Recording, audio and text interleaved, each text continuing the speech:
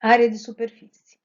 Nós vamos ver agora como podemos obter uma forma para o cálculo da área de uma superfície, conforme é representada aí ao lado. Bom, o objetivo é definir a área da região S e obter a fórmula para o seu cálculo. Como é que nós vamos fazer isso, então? Então, vamos pegar uma região R no plano XY, tá? E vamos pegar uma função f de xy contínua sobre essa região R. Esta função f de xy vai definir para nós uma superfície no espaço. A essa superfície nós vamos denominar de uma superfície S, denotada então pela letrinha S. Muito bem. Suponhamos que a minha função f de xy seja sempre maior ou igual a zero em toda a região R do plano xy e dotada de derivadas parciais primeiras contínuas no domínio R. Então, a minha função f de xy vai ter as suas derivadas parciais primeiras contínuas, conceito lá de cálculo de derivadas parciais.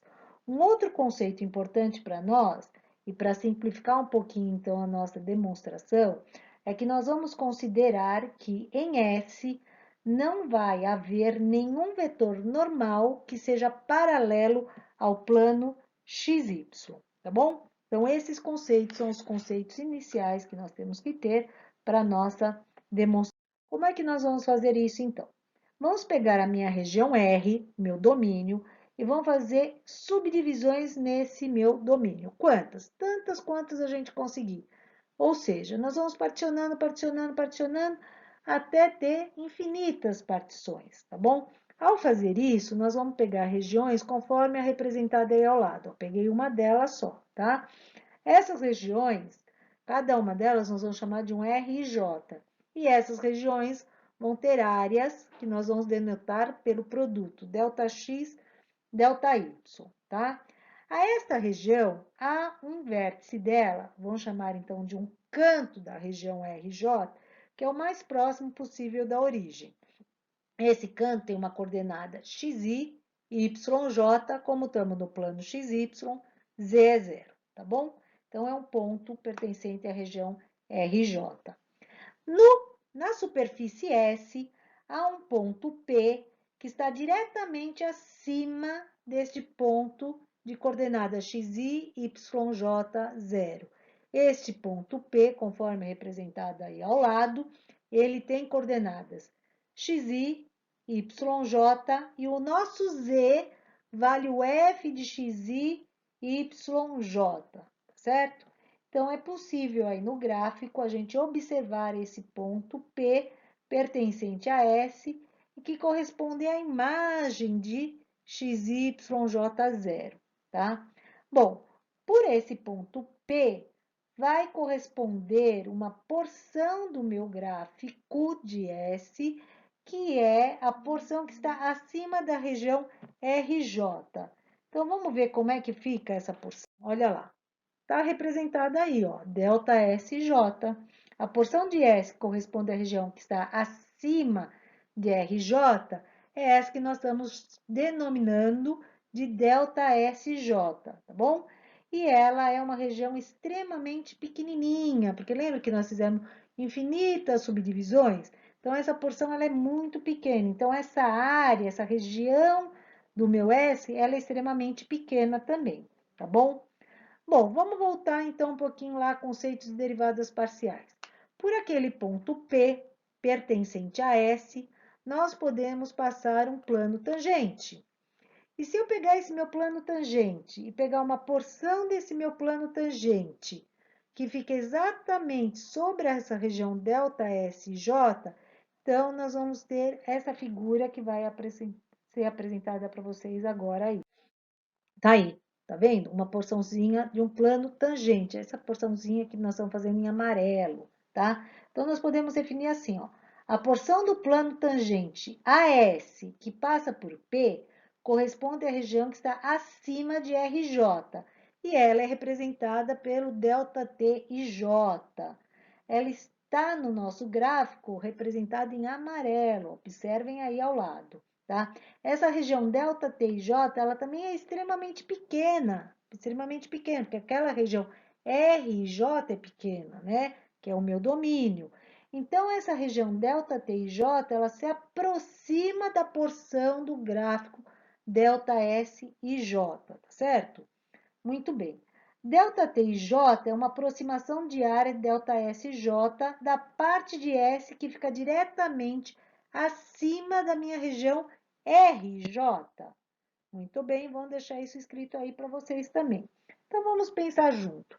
Se eu pegasse a soma de todos os planos tangentes, de todas aquelas subdivisões do meu domínio, que estão se aproximando de todas as porções de ΔSJ, isso me daria uma aproximação da minha área de superfície. Então, nós poderíamos escrever isso assim, olha. Né? O somatório de todos ΔT e J corresponde a uma aproximação à área total de S, tá? Então, nós teríamos a seguinte fórmula aí para vocês. Essa fórmula, ela é uma fórmula plausível, mas ela não é tão palatável assim para o nosso cálculo, vamos dizer. Então, vamos melhorar ou tentar melhorar um pouquinho isso? Nós vamos fazer o seguinte, vamos só pegar essa porção do gráfico sobre R, tá bom? Tá aí, ó. Peguei só a porção do gráfico que tá aí. Então, nós tínhamos lá a nossa fórmula, né? Que nós tínhamos acabado de definir. Então, uma fórmula para determinar a área de superfície que seja mais conveniente do que essa demonstrada, ela será obtida usando alguns conceitos vetoriais, tá bom? Então, para facilitar a compreensão, nós vamos representar apenas a porção do gráfico de S que corresponde às porções ΔSJ e ΔTIJ, tá bom? Então, nós vamos ampliar um pouquinho esse desenho. Na verdade, o que nós vamos mais precisar é a porção da parte do plano tangente, porque vão lembrar que o ΔT e J ele se aproxima da porção ΔSJ, tá bom? Então, vamos fazer a representação exatamente desta porção de tangente, assim, ó, tá bom? Então, vamos ver aí o que nós temos. Vamos considerar dois pequenos vetores com origem naquele ponto P, ó, como os representados aí ao lado. Então, eu chamei um vetor A e um vetor B, tá bom? Então, os dois vetores passam por P, né? Ocorrem a partir de P, têm origem em P, e ficam ao longo dos lados do paralelogramo com a área ΔT e J, tá bom? Bom, utilizando a interpretação geométrica de derivadas parciais, em que a derivada parcial de f de x, y no parâmetro x e a derivada parcial de f de xy no parâmetro y corresponde aos coeficientes angulares das retas tangentes através de P nas direções dos vetores A e B, respectivamente, tá? Conforme a gente vai escrever para vocês aí ao lado. Então, vamos ver como fica? Estamos lá nessa representação. Ó, vou ampliar só essa porção do desenho do plano tangente. Ampliei. Já com as representações, tá? Das projeções do vetor A nas direções paralelas aos eixos coordenados. Então, vamos ver o que nós temos aí. O vetor A, como é que a gente pode escrever o vetor A? Então, o vetor A ele é paralelo ao plano XZ, portanto, ele só vai ter componente em I e em K. Em J é zero. Então, ele vale, vetor A, ΔXi mais zero em J, mais a derivada parcial de f de xy no parâmetro x, vezes ΔXK. Quem é o vetor B? É o 0i, mais o ΔYJ, mais o FY, XY, ΔYK.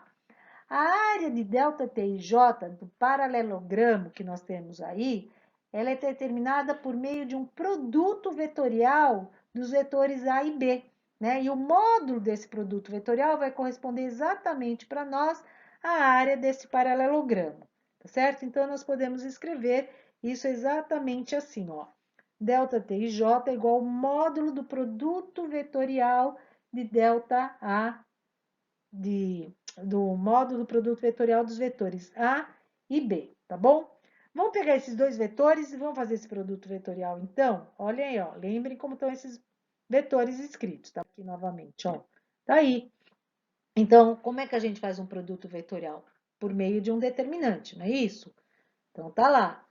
Na primeira linha, os versores de JK, nas outras linhas, os componentes dos meus vetores A e B. Fazendo esse produto vetorial, nós chegamos nesta fórmula de vetor aí, ó, A vetorial B, tá bom? Neste vetor. Ai, olha só que interessante, todas as parcelas têm ΔX, ΔY, mas ΔX, ΔY, nós vimos lá atrás que é o nosso ΔA. Bom, então vamos escrever de novo essa formulazinha aí para nós? Olha lá, tudo em função de ΔA. Bom, o que que nós queríamos mesmo? Ah, nós queríamos o módulo do vetor. Bom, então se eu quero o módulo do vetor, vou pegar cada componente do vetor, vou elevar ao quadrado, tirar a sua raiz. Assim, ó. Tá certo? Muito bem. Todas as parcelas agora vão ter ΔA ao quadrado. Colocando em evidência, podemos tirar o ΔA ao quadrado da nossa raiz, não é verdade? Então, tirando o ΔA da nossa raiz, nós chegamos na seguinte fórmula, vejam só. Com isso, então, a nossa área de superfície fica da seguinte forma. Olha lá, aquela fórmula anterior que nós tínhamos recai nessa outra fórmula para vocês, tá bom? Vamos lembrar um pouquinho dos nossos conceitos de integrais? Somatório do somatório, né? O que que é isso? Ele é nada mais, nada menos para nós do que, olha lá, a nossa integral dupla, não é isso? Então, nós temos a integral dupla de uma função dada pela derivada parcial da função em x elevado ao quadrado, mais a derivada parcial da função em y ao quadrado, mais 1, tudo isso dentro da raiz, tá bom? Então, a nossa fórmula fica conforme segue. Olha lá, tá bom? Então, vamos seguindo aí para nós. Lembrar algumas coisinhas, pessoal? Olha lá, notações e derivadas parciais. Lembram dessas notações? Então, para simplificar a nossa área de superfície, nós também podemos reescrever a nossa fórmula assim, ó. Fica mais fácil, não é verdade? Então, nós vamos passar a usar exatamente essa fórmula para a área de superfície, ok? Vamos seguir para os exemplos agora. Próxima apresentação.